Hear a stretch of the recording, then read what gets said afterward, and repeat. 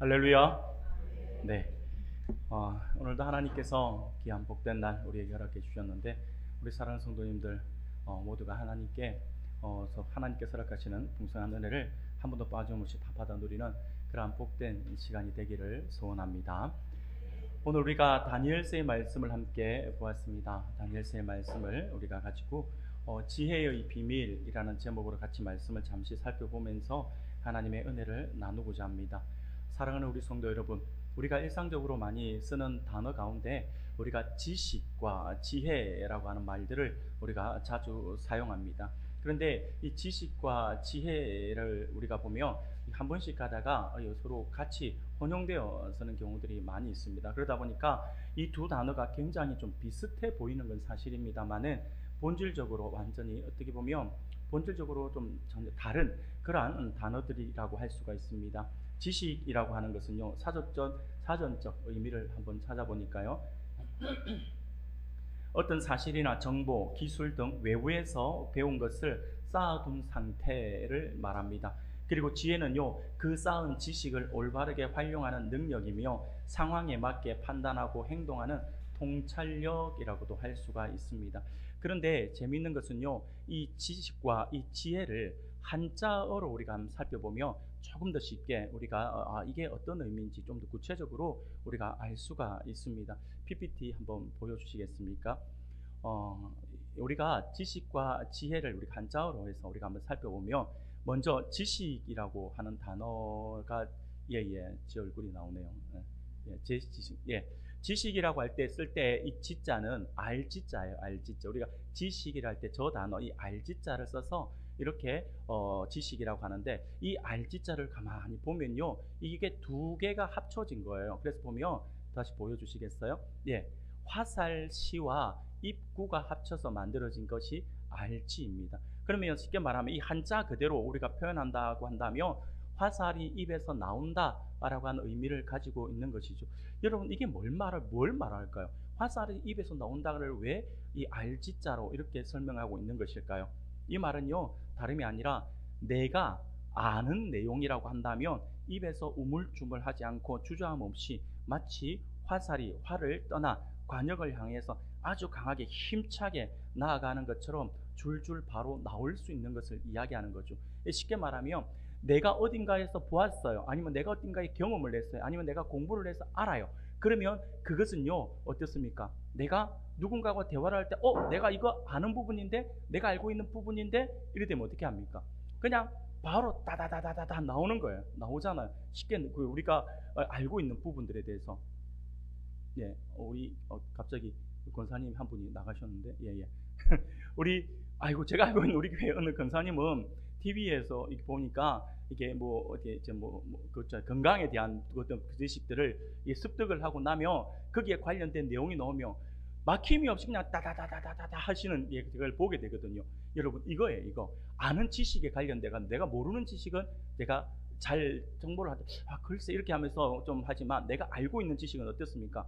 그냥 다다다다 나오잖아요. 이게 마치 입에서 화살이 나오듯이 그냥 촥촥촥 나가듯이 나온다라고 하는 거죠. 이게 바로, 그래서 그런 의미에서 이게 바로 알지라고 하는 이 단어를 쓸 때 이게 알지자를 쓰는 거, 지식이라 할 때 알지자를 쓰는데, 그래서 우리가 알의 힘, 그래서 아는 것이 힘이다라고 이렇게 이야기를 하고 있다라고 하는 것이죠. 그러면 지혜라고 표현할 때 이 지혜는요, 어떤 단어로 쓰냐면 이 단어를 씁니다. 이 지자는 이 지자를 써요. 바로 지혜 지자입니다. 슬기지라고도 이야기할 수 있고 지혜지라고도 이야기를 할 수가 있는데, 이때 쓸 때 이 지혜를 쓸 때 이 지자를 사용합니다. 그래서 근데 이 지자를 가만히 보면 재미가 있어요. 왜 그러냐면 이 알지자, 우리가 앞에서 잠깐 보았잖아요.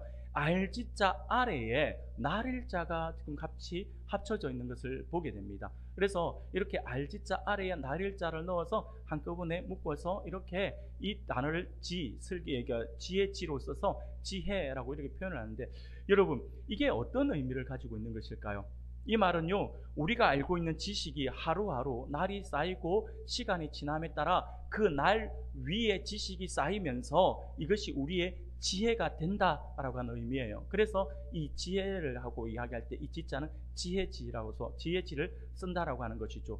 여러분 한자상으로 볼 때 지혜는요 곧 많은 시간을 필요로 하고 그렇게 경험이 쌓일수록 그것이 삶의 지혜가 된다라고 하는 것입니다. 이것은 우리의 삶에서 우리가 경험을 할 수 있는 것이죠. 그러다 보니까 연륜이 있는 분과 연륜이 없는 우리 젊은 청년들을 보면 지혜에 있는 부분들에 대해서 좀 많이 차이가 나는 모습들을 볼 수가 있어요. 주부로 우리가 생각을 해보면 이제 막 결혼을 해요. 결혼을 한 신혼부부가 음식을 만들려면 어떻게 합니까? 그는요 이 저울이 꼭 필요합니다. 계량컵과 저울이 필요해요. 그래서 몇 그램 레시피대로 하려고 하니까 이거 몇 그램 저건 몇 그램 저건 일일이 다 달아가지고 넣어요. 근데 이미 우리가 주부 구단이다라고 하시는 분들은 그렇게 지어서 하십니까? 안 합니다. 썰어도 그냥 대충 툭툭 쓸고 넣을 때도 그냥 숟가락으로 안 해요. 제가 볼 때 턱 간장 쫙 붓고 세댁은 숟가락에다 한 컵, 두 컵 뭐 이렇게 하잖아요. 그리고 이게 살면서 배우고 경험한 지혜거든요. 그래서 그런 지식이 쌓이다 보니까 이게 지혜로 넘어가는 거죠. 그래서 이것은요 우리가 우리의 삶 속에서 우리가 많이 경험을 하는데 과거에는 몰랐던 사실을 시간이 지남에 따라 자연스럽게 습득되어지는 것을 이야기합니다. 그러다 보니까 연륜이 찬 어른들의 어떤 조언을 듣는 것은 아주 중요한 부분이다라고 할 수 있죠. 여러분 근데 이 장면은요 성경에도 등장하는 장면이에요. 성경의 한 말씀을 통해서 우리가 알 수가 있는데 열왕기상 12장을 보면 이런 이야기가 등장합니다. 솔로몬이 죽고 그의 아들인 르호보암이 왕위에 오르게 됩니다. 그런데 이스라엘은 우리가 알고 있는 것처럼 12지파로 만들어진 세워진 그러한 나라이죠. 그래서 한 지파에서 왕이 나오면 나머지 지파가 승인을 해 주어야 합니다. 그래서 유다 지파와 베냐민 지파를 제외한 나머지 북쪽 10개의 지파는 솔로몬 이후에 르호보암이 이제 왕으로 올라갈 때에 이제 10개 지파가의 승인을 받아야 되는 거죠. 그래서 르호보암은요 전체 이스라엘의 왕으로 승인받기 위해서 이제 그들과 함께 대화를 하는 시간을 가져요. 그래서 전체 10개의 북이스라엘이라고 하는 그 10개 지파, 북쪽에 있는 10개 지파가 르호보암에게 면담을 신청을 해요. 면담을 신청하게 되는데 이때 이 면담을 하기 위해서 르호보암이 세겜이라고 하는 장소로 가게 됩니다. 그런데 이때 북쪽에 있는 10개 지파의 대표가 누구였냐면 여로보암이라고 하는 사람이었어요. 그래서 이 여로보암이 대표가 되어서 르호보암과 함께 이 면담을 이렇게 면담 자리를 만드는 거죠. 오늘날로 치면 대통령과 야당 대표가 지금 만나서 마치 이야기하는 것처럼 이런 어떤 영수회담 이런 것처럼 그렇게 만나서 지금 이야기를 하고 있습니다. 그런데 이 여로보암이 북쪽 이스라엘을 대표로 해서 북쪽의 10개 지파를 대표로 해서 르호보암 왕에게 요구를 하는 것이 있었어요. 그 요구는 아주 간단 명료했습니다. 열왕기상 12장 4절에 보면 이렇게 말씀을 해요. 우리가 같이 한번 볼까요? 예, 같이 보겠습니다. 시작. 왕의 아버지가 우리의 멍에를 무겁게 하였으나 왕은 이제 왕의 아버지가 우리에게 시킨 고역과 매우 무거운 멍에를 가볍게 하소서. 그리하시면 우리가 왕을 섬기겠나이다. 아멘. 지금 여로보암이 요구하고 있는 것이 무엇이냐니까 쉽게 말하면 솔로몬 왕 때 너무나도 많은 건축으로 인해서 많은 백성들이 동원되고 많은 재물이 동원되다 보니까 우리가 너무 힘들어요 라고 하는 거예요. 솔로몬이 성전 건축할 때 7년을 썼고 자기 솔로몬 궁을 향해서 13년간의 그런 무거운 노역 20년이라고 하는 그 세월 동안 백성들이 삶에 너무 힘들다라고 하는 물질은 물질대로 또 노동은 노동력대로 이렇게 너무 힘들어서 우리의 삶이 피폐해졌으니까 우리가 너무 무거워요. 너무 힘들어요. 그러니 우리의 짐을 좀 가볍게 해주십시오라고 하는 요구였어요. 이 어려운 요구는 아니었어요. 그러자 르호보암은요 당장에 그럼 이렇게 하겠다 어떻게 하겠다라고 이야기하는 것이 아니라 잠시 답변을 보류하고 3일간 정회를 요청합니다. 그래서 3일 후에 다시 만나자라고 하면서 돌려보내요. 그러면서 르호보암이 3일간 잠시 보류를 시키고 와서 굉장히 처음엔 지혜롭게 하는 것 같아요. 누구를 찾아가냐 하니까 솔로몬 왕 때에 함께 섬겼던 대신들, 쉽게 말하면 오늘날로 치면 원로예요. 원로 대신들을 만나서 이야기를 합니다. 그런데 원로 대신들이 르호보암에게 이런 조언을 해요. 이런 7절 열왕기상 12장 7절에 보니까 이렇게 이야기해요. 대답하여 이르되 왕이 만일 오늘 이 백성을 섬기는 자가 되어 그들을 섬기고 좋은 말로 대답하여 이르시면 그들이 영원히 왕의 종이 되리이다 라고 이렇게 이야기를 합니다. 그런데 이 이야기를 들었던 르호보암은요, 당시 이 젊은 친구이기 때문에 혈기왕성했던 르호보암의 입장에서는요, 이 말이 좀 반갑지가 않았어요. 절대 권력을 가진 왕이 머리를 조아리고 그들을 달래줘라 라고 하는 말처럼 들리니까 좀 왕으로서의 그 권위가 떨어지는 것 같이 그렇게 느꼈던 것 같아요. 그래서 이 말에 대해서 별로 반가워하지 않으면서 다시 이번에는 누구를 찾아가냐면 자신과 함께 자라고 자신이 왕이 되면서 중용했던 젊은 대신들을 부릅니다. 그들을 불러서 그들에게 물어봅니다. 그런데 이들이 뭐라고 이야기하니까 이렇게 이야기해요. 열왕기상 12장 10절 하반절부터 11절까지인데 우리가 같이 한번 읽어보겠습니다. 같이 읽겠습니다. 시작. 이 백성들이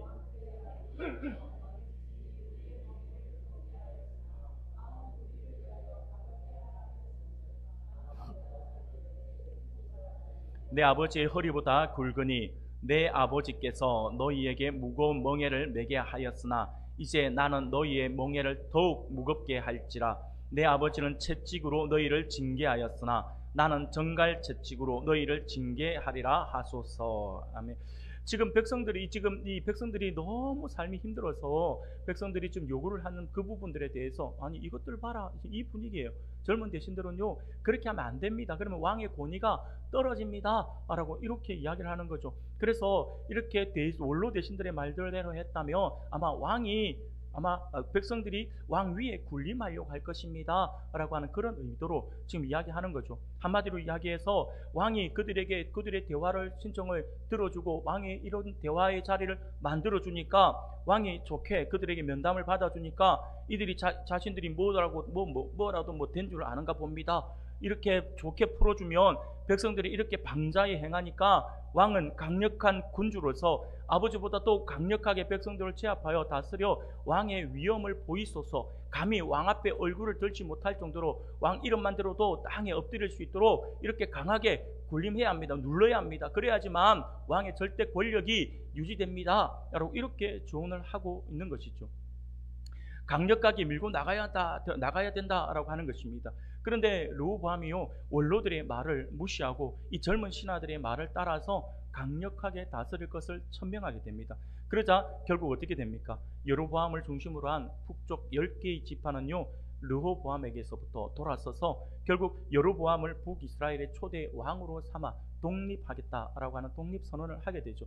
결국 나라가 북이스라엘과 남유다로 나누어지는 비극의 역사가 시작되었다라고 하는 것입니다. 바로 그렇습니다. 많은 경륜과 많은 경험과 연륜에서 나온 원로들의 말을 무시한 대가라고 할 수가 있습니다. 사랑하는 여러분, 과연 정말 이처럼 지혜라고 하는 것은요 한자어의 설명처럼 시간이 지나고 날이 찰수록 그것이 쌓이게 되어 있다라고 하는 것은 우리가 삶 속에서 경험하면서 느끼는 그러한 부분이라고도 할 수가 있습니다. 그런데 여러분 이렇게 한번 생각해 봅시다. 그러면 과연 그것이 달까라고 하는 거죠. 과연 지혜는 시간이 가고 날이 찰수록 쌓이게 되는 것일까라고 하는 거죠. 이것이 무조건 맞다라고 한다면, 시간이 쌓여서 지혜가 쌓인다라고 하는 것이 맞다라고 한다면 결국 젊은 친구들은 지혜를 가질 수 없다라고 하는 결론을 낳게 됩니다. 그렇게 되면 한번 생각해 보았어요. 아마 이런 일이 벌어질 것 같아요.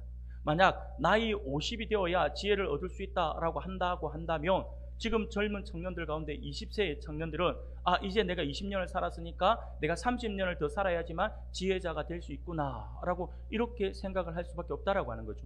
만약에 또 나이 49세의 중년 입장에서 50세 생일 전날 그러면 이런 생각하겠죠. 이제 내가 내일이면 지혜자가 되는구나 라고 이렇게 생각을 하겠죠. 그럼 이게 현실적으로 그렇게 되냐고요? 아니다라고 하는 거죠.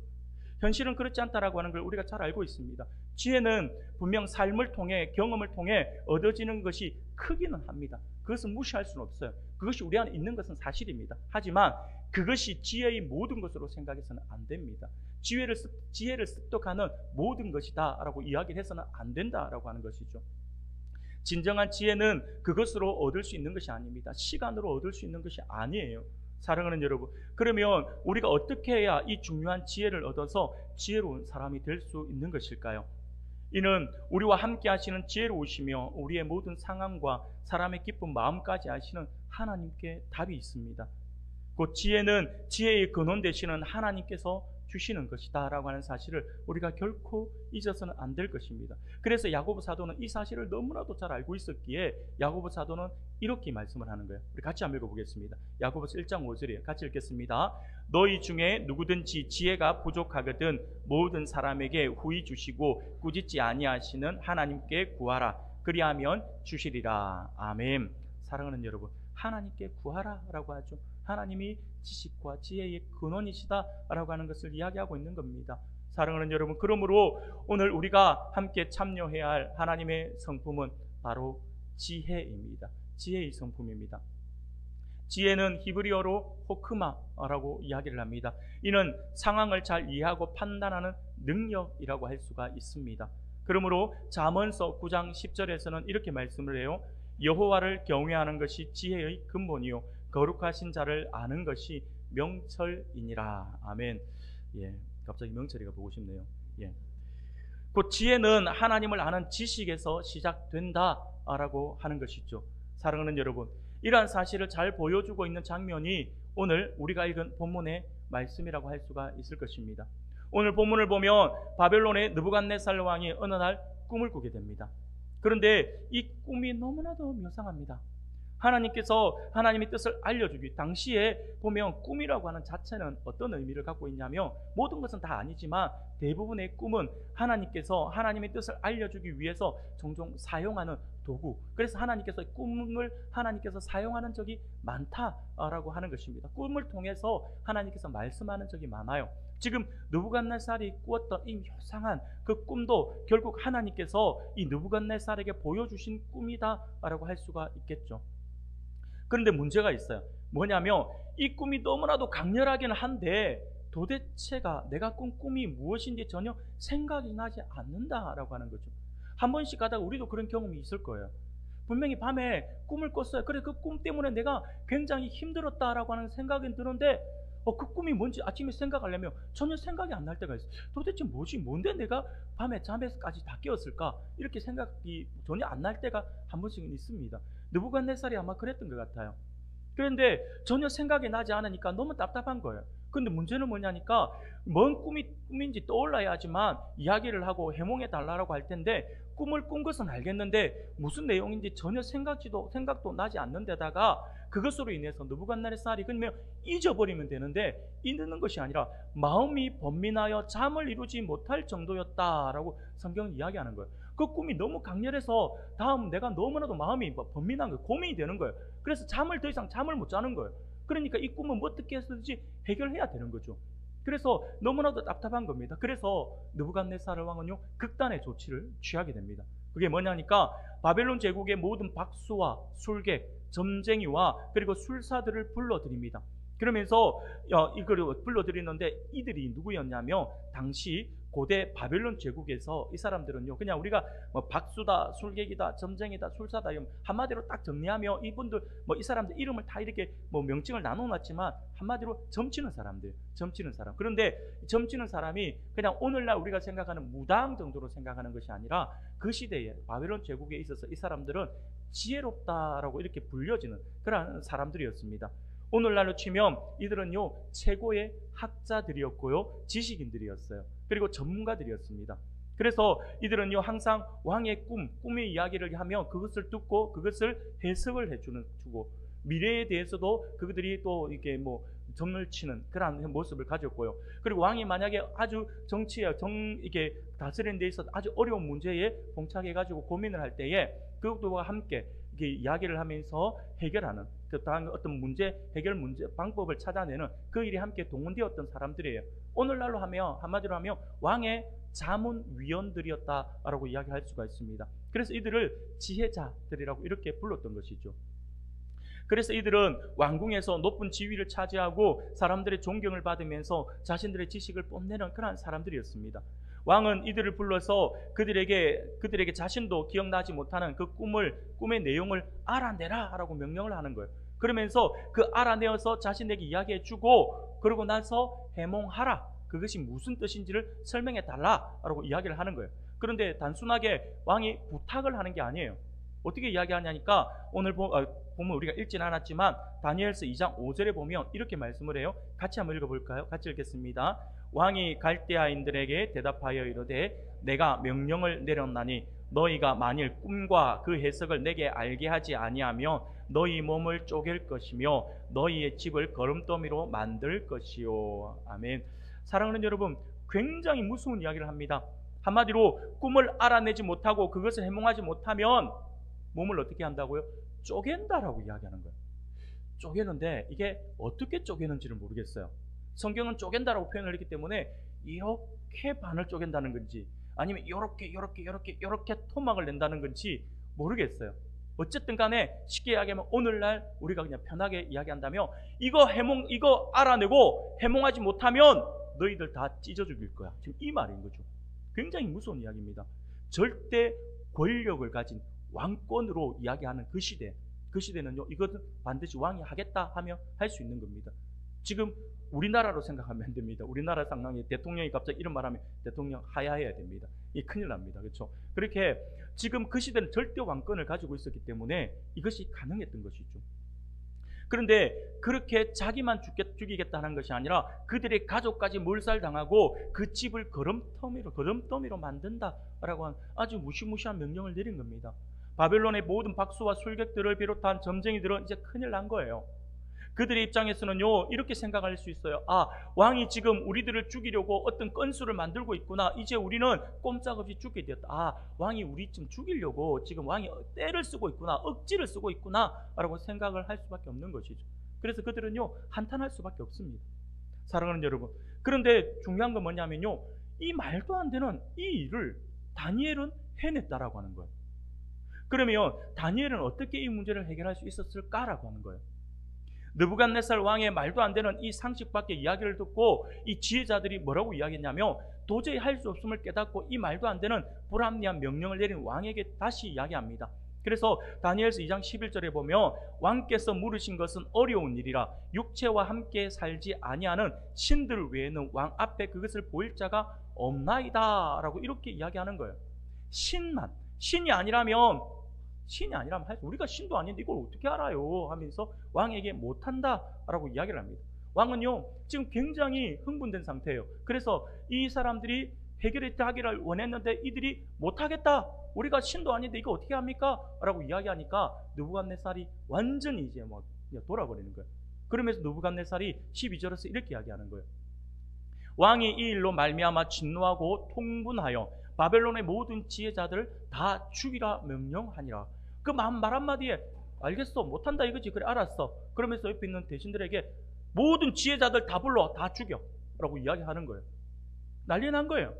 느부갓네살 왕은요 분노해서 이 말을 하고 있는 모든 사람들뿐만 아니라 바벨론 제국의 모든 지혜자들까지 모두 죽이라 라고 명령을 하고 있는 것입니다.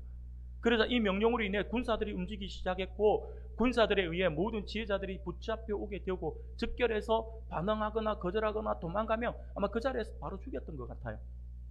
왕궁뿐만 아니라 왕궁 밖의 모든 지혜자들을 죽이거나 붙잡혀 오게 만들었다, 붙잡아 오게 했다라고 하는 거죠. 온 나라가 얼마나 어수선했겠습니까? 온 나라가 얼마나 떠들썩했겠습니까? 그런데 당시 다니엘과 그의 세 친구들 또한 이 지혜자의 범주 안에 들어가는 사람들이었어요. 그러다 보니까 성경은요 13절에서 왕의 명령이 내림에 지혜자들은 죽게 되었고 다니엘과 그의 친구들도 죽이려고 찾았더라. 다니엘과 이 친구들 또한 이 지혜자의 범주 안에 포함되었기 때문에 이들 또한 지금 찾아서 죽이겠다라고 하는 거예요. 그런데 15절 말씀을 보니까 다니엘이 왕의 근위대장 아리옥에게 물었다라고 성경은 이야기해요. 이게 뭘 이야기하고 있는 걸까요? 그 쉽게 말하면 물었다라고 한 이 표현은 뭐냐면 다니엘은 지금 뭔 일입니까? 라고 하는, 왜요? 지금 무슨 일이 있는 거예요? 지금 나라가 온통 뒤집어졌는데 다니엘은 이 일이 벌어진 것을 대해서 상세하게 알지 못했다라고 하는 거예요. 그럼 다니엘은 왜 몰랐을까요? 아마도 다니엘은요 이 긴박한 상황 속에서 이 왕의 명령을 알지 못했던 것 같은데 아마 왕의 자문위원으로서 지혜자들이 한두 사람이 아니에요. 여러 사람, 굉장히 많은 사람들이 지금 불려와서 있는 거예요. 그런데 이 사람들은요 왕이 평소에도 꿈 이야기를 하면 우리가 해몽을 해주고 했으니까 그걸 별로 어렵게 생각하지 않았던 것 같아요. 그러다 보니까 그들이 뭐 우리가 오늘 말하면 그냥 짬이라고 하잖아요. 이 짬이 있는 고참들이, 야, 젊은 너희들 있어, 우리끼리 갈게, 그러면서 대표되는 사람들만 갔던 것 같아요.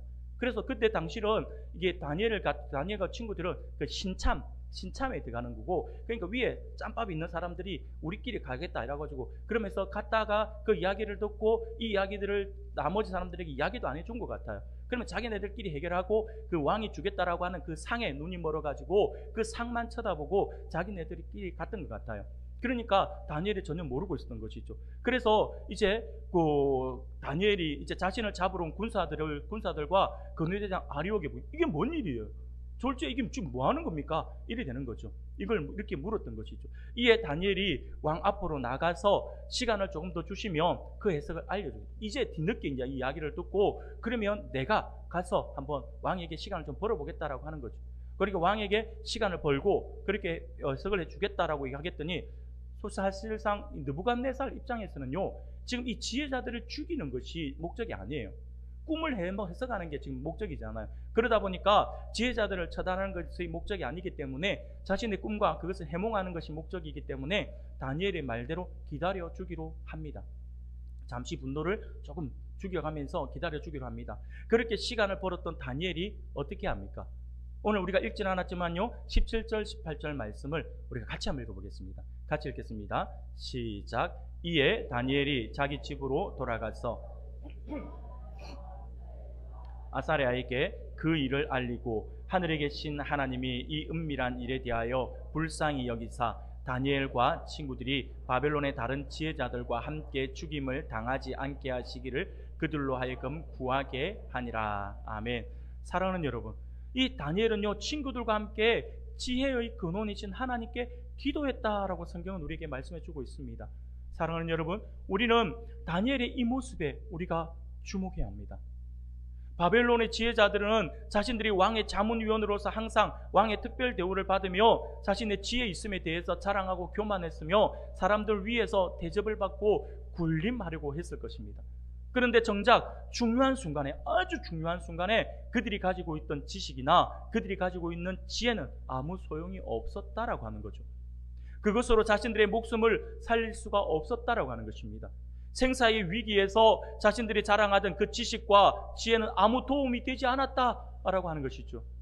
사랑하는 여러분, 그런데 오늘 우리도 마찬가지예요.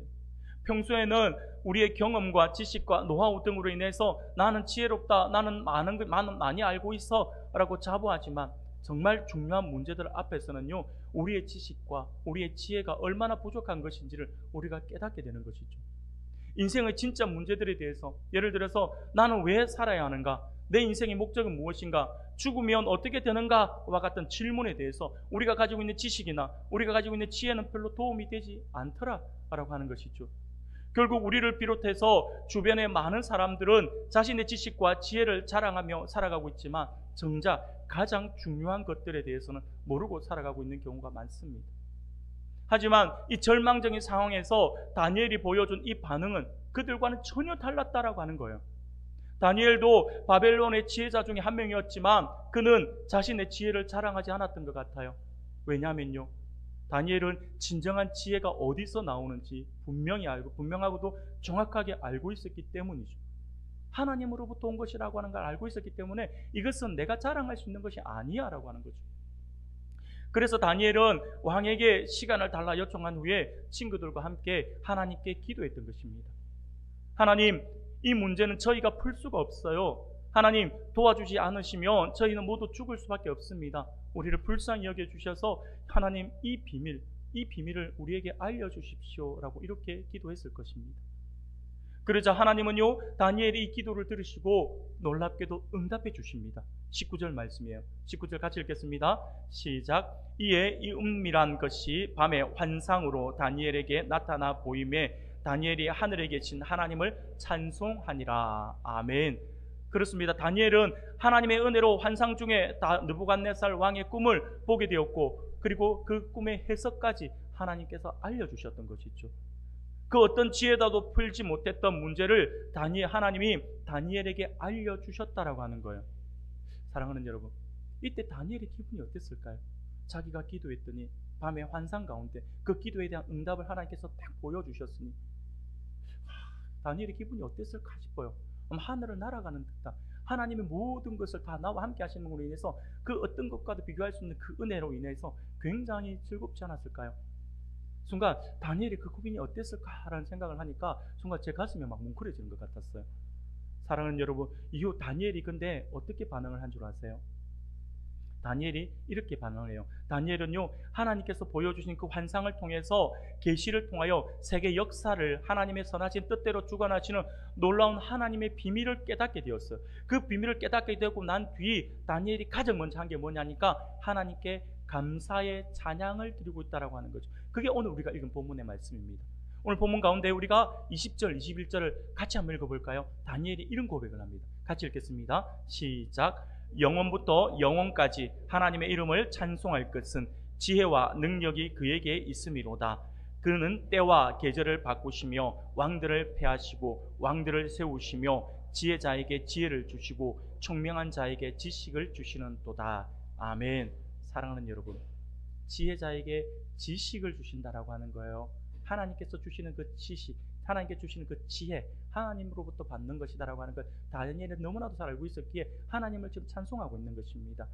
사랑하는 여러분, 진정한 지혜와 지식은요, 하나님께로부터 온다라고 하는 사실을 다니엘은 분명히 알고 있었습니다. 그리고 자신이 그 문제를 풀 수 있었던 것은 자신이 똑똑해서가 아니라 하나님이 지혜를 주셨기 때문이다라고 하는 것 또한 분명히 알고 있었다라고 하는 것이죠. 하나님은 모든 지혜와 지식의 근원이십니다. 왜 우리가 하나님은 모든 지혜와 지식의 근원이라고 말을 할까요?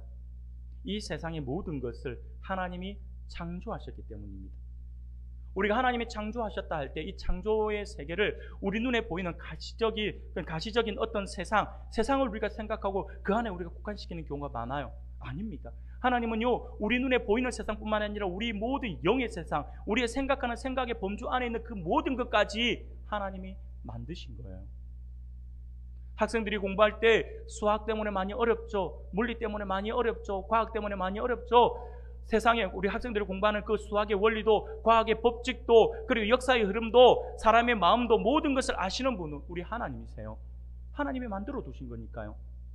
우리가 살아가는 이 세상에는 인간이 알 수 없는 수많은 미지의 영역이 많아요. 우리의 미래를 우리는 몰라요. 사람의 마음을 잘 모릅니다. 사람의 마음을 모르니까 자꾸 내가 실수를 해서 상대방에게 상처를 입히기도 하잖아요. 때로는 내 마음조차도 모르는 나약한 존재가 우리들입니다. 하지만 우리 하나님은 깊고 은밀한 것까지, 우리의 마음의 그 깊은 것까지 다 아시는 분이시다라고 이렇게 성경은 우리에게 말씀합니다. 심지어 로마서 8장 26절에 보니까 이렇게 말씀을 해요.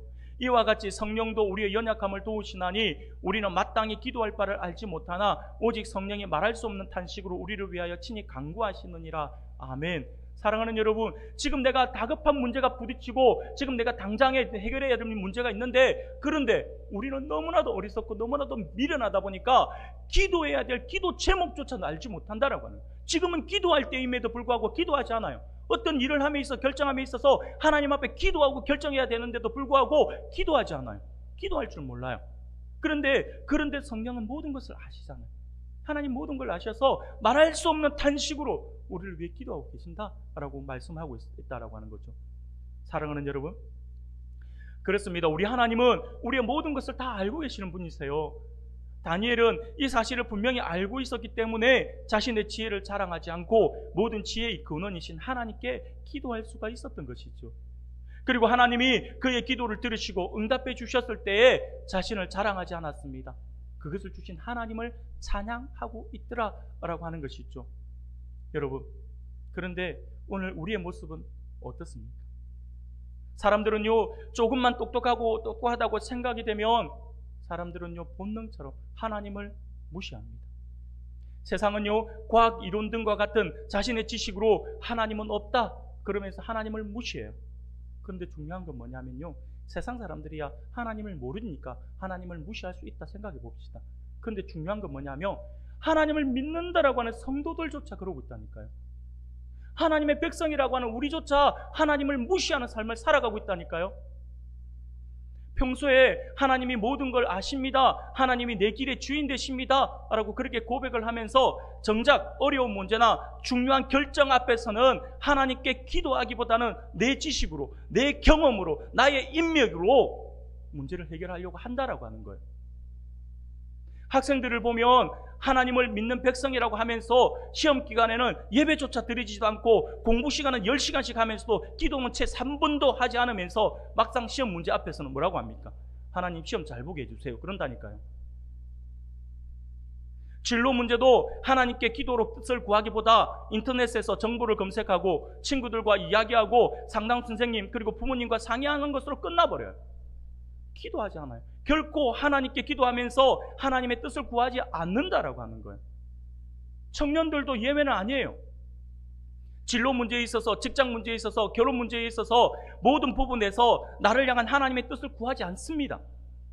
어떻게 하는 것이 하나님께 영광이 되고 하나님께서 기뻐하시는 방향인지 하나님께 묻지도 않고 그저 조건을 보고 내 눈에 좋은 대로, 내 속에는 옳은 대로 결정하려고 한다라고 하는 거예요. 그리고 그렇게 결정하고 나서 한다는 말이 하나님 뜻인 줄 믿습니다 이런다니까요.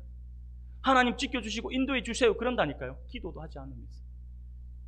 하다못해 내가 기도 못하면 목회자나 아니면 목자들을 찾아와서 기도해 달라라고 말도 하지 않아요. 무슨 일을 하면서 이런 어떤 중요한 결정을 하면서도 기도받고 하려고 하지 않습니다.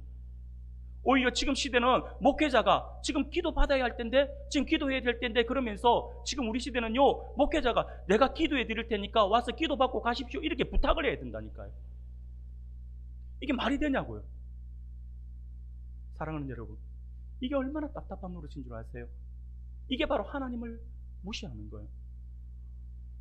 하나님이 우리의 모든 것을 주관하신다라고 말은 하면서도 정작 하나님의 뜻을 구하지 않아요. 그게 하나님 무시하는 거죠. 결국 우리는 입으로는 하나님의 모든 것을 아세요라고 고백하면서도 말은 아니라고 하겠지만 실제로는 내 똑똑함을 과신하여서 하나님을 무시하고 살아가고 있는 것입니다. 그런데 성경은요, 우리에게 분명히 말씀해 주세요. 야고보서 4장 6절 말씀을 보니까 이렇게 말씀을 해요. 그러나 더욱 큰 은혜를 주시나니 그러므로 일렀으되 하나님이 교만한 자를 물리치시고 겸손한 자에게 은혜를 주신다 하였느니라 라고 말씀을 합니다. 모든 부분에 있어서 하나님, 내 길, 내 어떤 지식 아니면 내가 하는 모든 것들에 있어서 하나님 저는 연약합니다. 하나님 저는 할 줄 몰라요. 그러니 하나님 도와주셔야 합니다. 하나님 도와주시지 아니하시면 저는 아무것도 할 수 없습니다라고 겸손히 하나님 앞에 엎드린 그 사람을 하나님이 긍휼히 여겨주시고 그에게 은혜를 베풀어 주신다라고 하는 거예요. 그러니까 기도의 자리를 사수하셔야 합니다. 하나님 앞에 기도함으로 시작해야 되고 하나님께 기도함으로 하루를 시작하고 하나님께 기도함으로 모든 영광을 돌려드려야 됩니다. 그래야 좀 우리의 길을 하나님 인도해 주신다니까요. 사랑하는 여러분, 우리 하나님께서는 하나님께 지혜와 능력을 겸손히 기도로 구하는 자에게 지혜를 선물로 주신다라고 말씀하시잖아요. 이걸 우리가 결코 잊어서는 안 됩니다. 그래서 우리는 선택의 순간마다 문제 앞에서 막막한 미래를 바라볼 때마다 먼저 무릎을 꿇어야 합니다. 시험을 앞두고도, 진로를 고민할 때도, 직장을 구할 때도, 그리고 청년들은 인생 최고의 선택이라 할 수 있는 배우자를 선택하고 결정할 때도 가장 먼저 하나님께 지혜를 구해야 한다라고 하는 거죠. 그러면 하나님께서 지혜를 주시고 길을 열어주시고 또한 그 길에 빛이 되어 주신다라고 하는 것입니다. 사랑하는 여러분, 그렇습니다. 다니엘처럼 기도하고 기다리고 감사하며 사는 사람에게 하나님은 은밀한 것을 밝히 보여주시고 세상에 줄 수 없는 지혜로 채워주십니다. 이 사실을 굳게 믿으시길 바랍니다. 사랑하는 여러분, 이 세상의 정보와 경험보다 더 귀한 하나님의 지혜를 구하는 우리 성도님들이 되시기를 소원합니다. 그리할 때 매일의 삶 속에서 우리를 사랑하신 하나님께서 지혜를 아끼지 않고 부어주실 거예요. 이 사실을 너무나도 잘 알고 있었던 지혜의 왕이라 불리는 솔로몬은요, 잠언서 2장 6절에서 이렇게 말씀을 해요. 우리 같이 한번 읽어보겠습니다. 시작. 대저 여호와는 지혜를 주시며 지식과 명철을 그 입에서 내시며. 아멘. 이 말씀을 우리가 분명히 기억할 수 있기를 바랍니다. 사랑하는 성도 여러분, 진정한 지혜는 하나님을 경외하는 마음으로부터 시작됩니다. 그러므로 다니엘이 그랬듯이 우리는 지혜와 능력의 하나님께 목소리 높여 지혜를 구해야 합니다. 지혜는 지혜의 근원이신 하나님께 기도할 때에 은혜로 주시는 선물이다라고 하는 사실을 결코 잊어서는 안 됩니다. 그러므로 우리는 다른 대상이 아니라 지혜와 지식의 근원 되신 하나님께 지혜를 구해야 하는 것이죠. 사랑하는 여러분, 혹시 우리 가운데 스스로 지혜와 지식, 명철이 부족하다라고 생각하여서 근심하는 성도님들이 계십니까? 그렇다면 하나님이 지혜의 근본이심을 알고 그 지혜로우신 하나님께 지혜를 구하며 하나님을 닮아가기로 결심할 수 있는 그러한 우리들이 되기를 소원합니다. 하나님은 우리에게 자신의 지혜와 능력을, 지식과 명철을 주시는 분이십니다. 우리는 알지 못하고 알 수도 없는 그것을 하나님은 알게 하시고 깨닫게 하는 분이십니다. 이 모든 사실을 기억해서 매일의 삶 속에서 지혜와 지식의 근원이신 하나님에 대한 경외와 그 지혜로우신 하나님에 대해 조금씩 알아가고, 그러므로 지혜로우신 하나님을 닮아서 더욱 지혜로운 자들로서 무르익어 감으로써 하나님을 영화롭게 하되, 또 하나님을 영화롭게 하고 또한 우리 몸된 교회를, 우리 은강교회를 더욱더 아름답고 든든하게 세워나가는 우리 모든 성도님들이 다 되시기를 주님의 이름으로 축원합니다.